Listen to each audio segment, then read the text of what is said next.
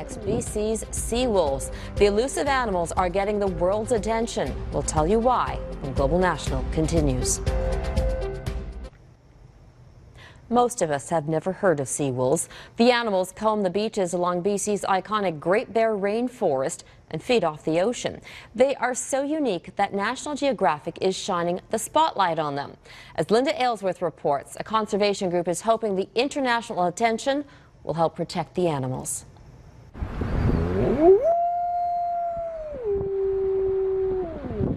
Along BC's remote central coast, there lives a species of animal unique in the world, wolves that live off the sea. When you add these highly social, highly intelligent animals such as wolves, into that landscape, then it really becomes, paradise on earth. For 20 years, Ian McAllister has studied these remarkable creatures that live among the islands of the Great Bear Rainforest. We now know that they're genetically distinct from wolves of the rest of the continent, but we also know they're behaviorally distinct. There maybe are no other wolves in the world that have such a marine-based diet. They're resourceful,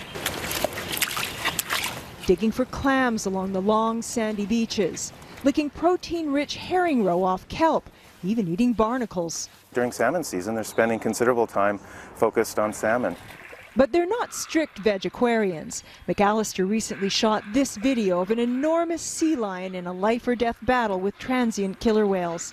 The sea lion escaped that fate, but when it washed ashore injured, the wolves took advantage of the situation. When you look at their seasonal contribution that the ocean is making to the diet of these wolves, they truly are sea wolves. There was a time when sea wolves spanned the west coast from California to Alaska, but hunting and habitat loss all but wiped them out. Today you can only find them here.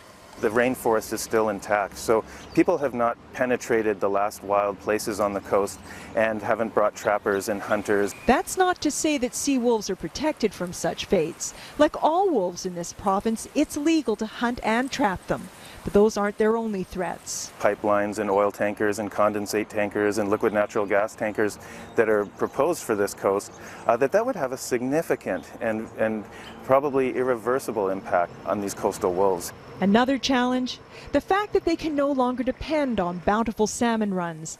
Most have never heard of sea wolves or their precarious future, but they will soon enough, because National Geographic magazine is featuring them in its current issue, complete with some of McAllister's best photographs. That he got this close is only because the wolves momentarily thought he was a seal. The provincial government needs to recognize these wolves as the evolutionary significant population that they are, and their habitat needs to be protected, and we shouldn't be hunting and trapping them. If we follow those steps, these wolves have a really good chance of doing really well on this coast for a long time. Linda Aylesworth, Global News.